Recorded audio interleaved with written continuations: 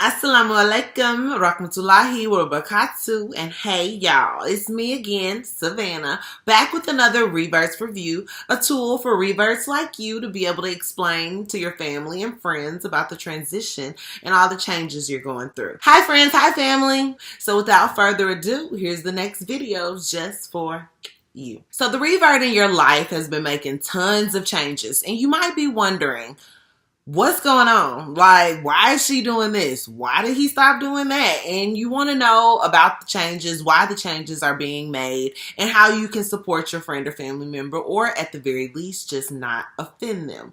In order to get started, the first words that you need to know are halal and haram. Halal just means that something is permissible within Islam, and that a lot of the times you can receive reward for doing them. A lot of things that are halal also double as acts of worship. Things that are haram are things that are not permissible within Islam, and a lot of the times those also will incur sins if you do these acts. Now, some of the things that the revert in your life might cut out are going to be things that are haram, or things that just are negative and that you don't want to do. Like, for instance, the revert in your life might actually stop smoking or using tobacco products. Now, while that is not necessarily haram, it actually is bad because it's bad for your body. You're causing harm to your temple. And this vessel is something that Allah has provided you with throughout this life. So you need to take care of it and do the best by it and not just waste it away. There are people out here who are getting cancer from secondhand smoke and they've never smoked before, and it's unfair, and they want their health, but you have this health and you're just gambling it and throwing it away. Of course, they're going to stop eating pork.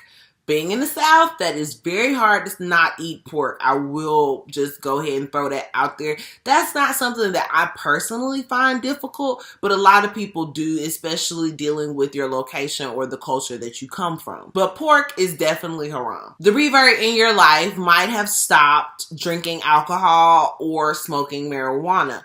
A lot of people know that Muslims don't drink alcohol, but the word that's actually used in the Quran, oh my gosh, forgive me if I get this wrong, is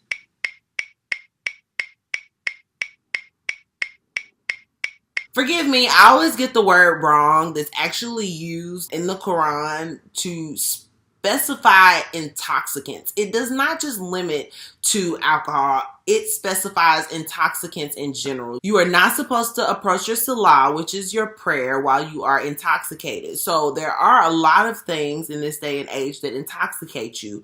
All of those are haram. The revert in your life has probably also stopped going to the club. If they were clubbing before, clubbing is definitely not something you want to be involved in while you are a Muslim. I mean, it's just, it makes no sense. It's a bad environment to be in. I'm sorry if you like going to the club or whatever. This is not to judge you. I'm just letting you know what the revert in your life is going through and what their thought process might be. In our minds, going to the club, for one, males and females are mixing. In Islam, males and females, you don't want to mix. There are exceptions to the rule, like if it's business, if it's you gotta go to the doctor, if it's family, for one, that's acceptable. But if it's a male and female that are not related, they should not be mixing, because when males and females mix, fitna and zina and all these type things are going to happen. Fitna is basically temptation, zina, fornication, period, point blank. Those are the major haram things that you want to avoid, you know what I mean? Or some of the major haram things that you want to avoid. So that is one of the main reasons why the revert in your life is no longer going to the club. Also, music is haram in Islam. Music is everywhere. I get that. It's hard to escape from it. As a reminder to myself and to you, at the end of the day, it's haram. I know it's hard to run away from it. They play it in the grocery stores. They play it at the restaurants. You hear it, people riding by blasting their music. Like, it's kind of hard to get away from. But at the end of the day, it is haram. And you might have noticed that the revert in your life has either minimized how much music they're listening to. They may have changed what it is they're listening to. They're not listening to things with sexually explicit lyrics or a lot of cursing or derogatory towards women or whatever. If you realize they only listening to oldies, like they only listening to Kixie, then you know that might have something to do with it. There are ways to get off of music. I've noticed that music is kind of like a drug within itself. So you do kind of go through withdrawal if you just cold turkey stop music. But there are a lot of ways to get off of music. I personally love to listen to lectures. I love to listen to the Quran. Even though I do not understand Arabic fully as of yet, I do plan on learning Arabic. That is the next step. However, I will listen to the Quran in my car. I listen to lectures a lot, like I said previously. I've also started listening to a lot of a group that, not trying to promote them, but I'm sorry, I love them. Dean Squad. You actually might have heard in the vocabulary video, at the end of the video, I played just a little snippet of their song, God Talk, because I really like that. And so what they do is they end up taking a lot of songs that are haram, and then, don't know what just happened to my voice. They end up taking a lot of songs that are haram, and then they put halal lyrics with it. So they're talking about God. They're talking about praising Allah. They're talking about making salah. Like, one of my new favorite songs by them is called Fajr Gang, and it's where they redo Gucci Gang, which Gucci Gang, like, it's 2 lyrics in the whole song, but whatever. They redo it and make it 10 times better, in my opinion.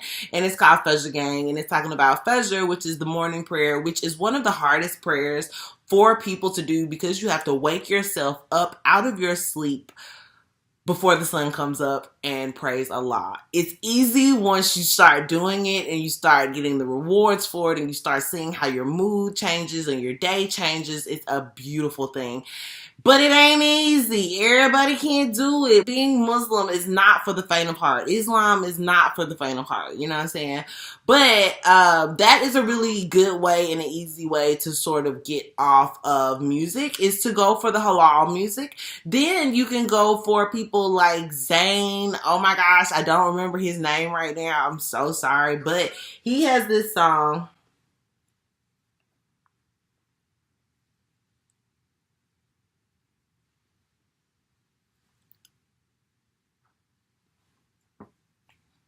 But I will link it down below. But you can go to, there are a lot of Muslim artists that do songs with no music. There's one that is my absolute favorite, and it's called Zamilooni, and I love Zamilooni. Oh my gosh, it's just beautiful. It talks about the Prophet Muhammad sallallahu alaihi wasallam and his relationship with his first wife, Khadijah. It is a beautiful, beautiful song, beautiful story. Check it out. Just FYI. Also, not getting paid for these promotions. I'm just saying. I'm just telling y'all the hop. This is what I love. This is the true. You know what I'm saying? Okay, so they stopped listening to music. In addition to stop listening to music, they probably cut off some friends. So if there are friends that are in your life that are not being supportive of your transition and your reversion, or they are steeped in haram, like they are going to the club 24/7, they wake up like Kesha brushing their teeth with a bottle of Jack, like those are the people you probably not going to surround yourself with. So those people tend to not be your friends anymore, you know, cut off real quick. And a lot of times you don't even have to cut them off. They just start seeing that you're not doing those things and you're not partaking in those things and you are being more in your deen. They're gonna go away. You know what I'm saying? They're not gonna want to be a part of that. Because they're gonna feel like you always judging them, which you not. You just doing you. You know what I'm saying? Don't judge people. But they're gonna feel kind of ashamed of the stuff that they're doing and not want to be around you. Your true friends, your real friends are going to support you. And my girl Natalie, she's not Muslim, but she's one of my besties.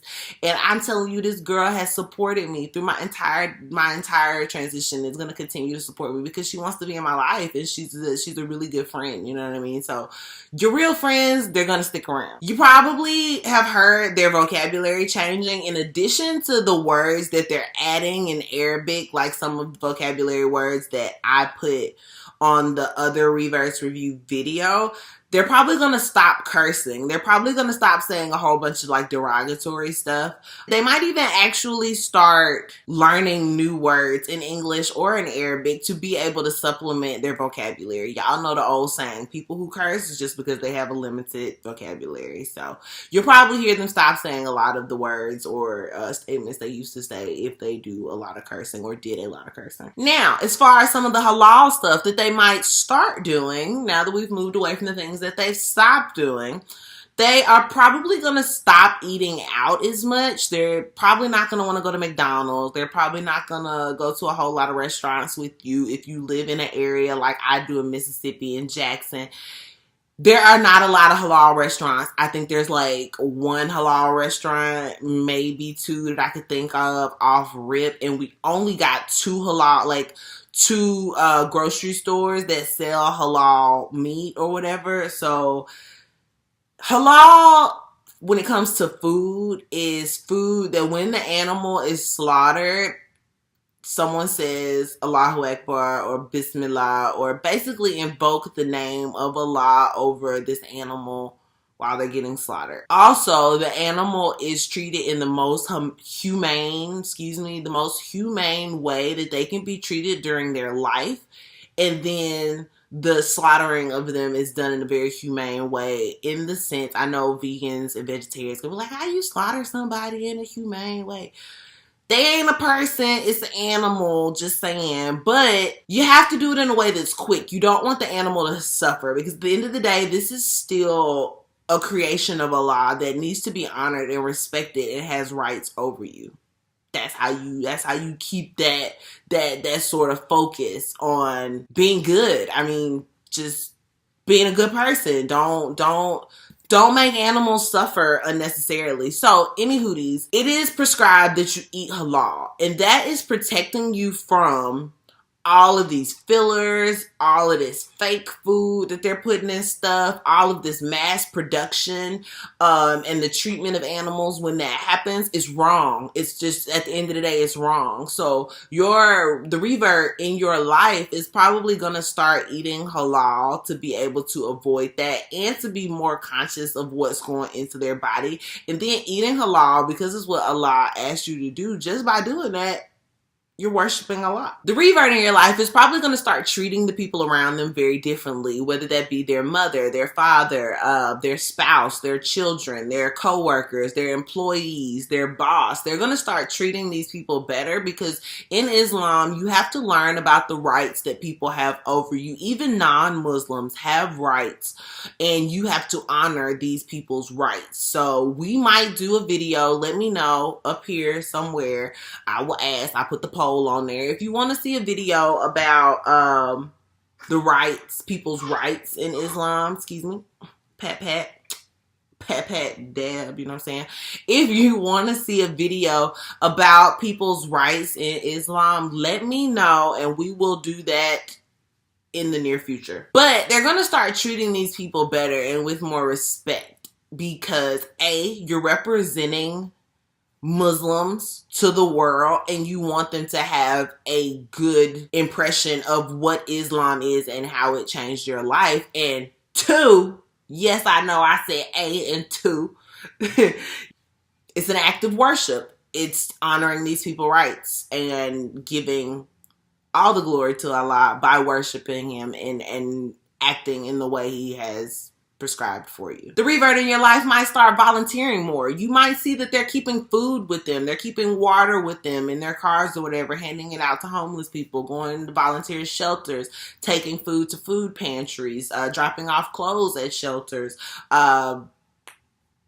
anything that they can do to help people and volunteer is probably happening, because it's something that's prescribed, and it's again an act of worship in a way to incur reward with Allah. Last but not least, we might end up having to do a part 2 at a later date. We will see. But behavioral changes, you're going to see that this person might start being more clean. Now, in Christianity, cleanliness is next to godliness. We know this. That's not new. But in Islam, it's taken a step further. And I will say that Eastern and Middle Eastern cultures probably do this a little bit more outside of religion. But like I mentioned in the vocabulary video, when you are going to make salah, we pray 5 times a day. When you are getting ready for salah, before you can make salah, so that your salah is accepted by Allah, you have to purify yourself spiritually. So how you do that is a physical purification. You wash your hands 3 times, you wash your face 3 times, you wash up to your elbows, you rinse your mouth and your nose out. I'm explaining this in the wrong order. I will also link a video that I use and I really like about making wudu down in the bottom. I think it's a wudu and ghusl, and ghusl is just a more in-depth version of wudu. We'll do a later video about the difference between the two, but you'll see the difference in the video that I'm going to link. But you have to purify yourself spiritually 5 times a day pretty much to be able to pray. So you're cleansing yourself a little bit more than you were cleansing yourself.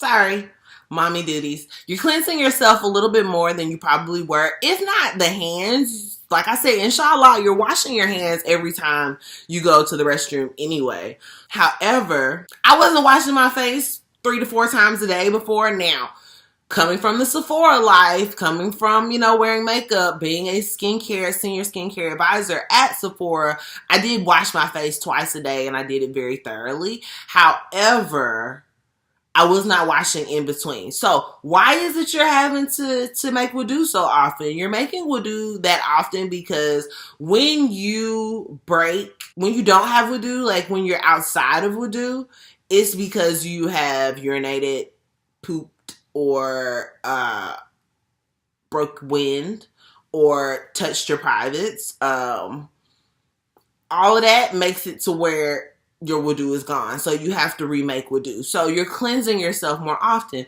Now, you also are going to be rinsing yourself when you go to the restroom. I'm sorry if this is TMI, but look, it just is what it is. We all grown here, right? If we not all grown, your kids need to be learning how to clean themselves anyway.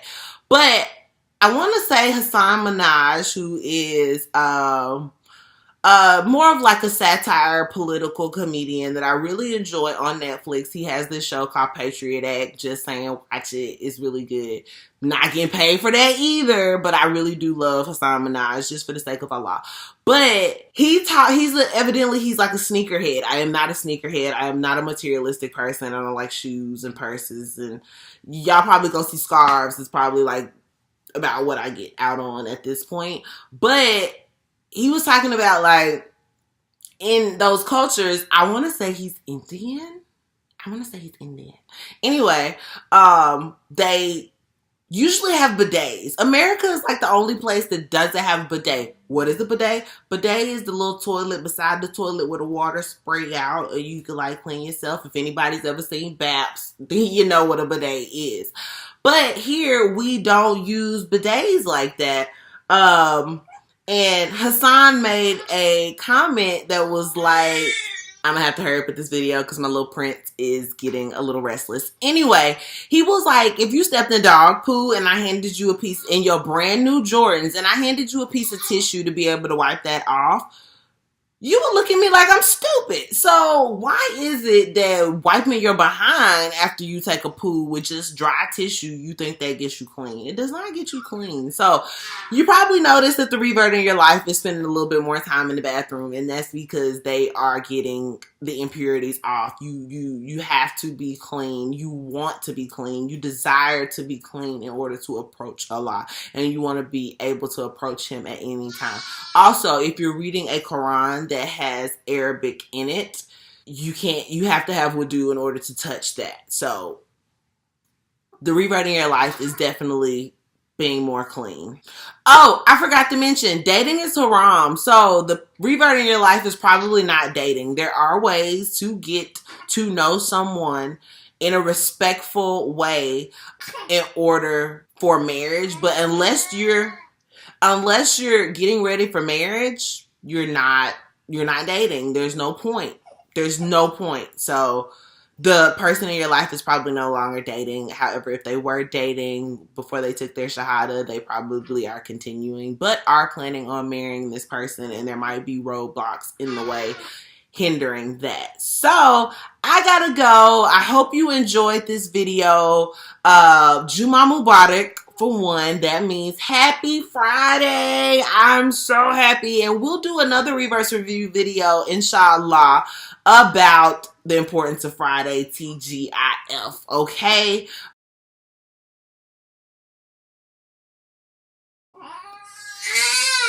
I gotta go. In case nobody told you today, I love you.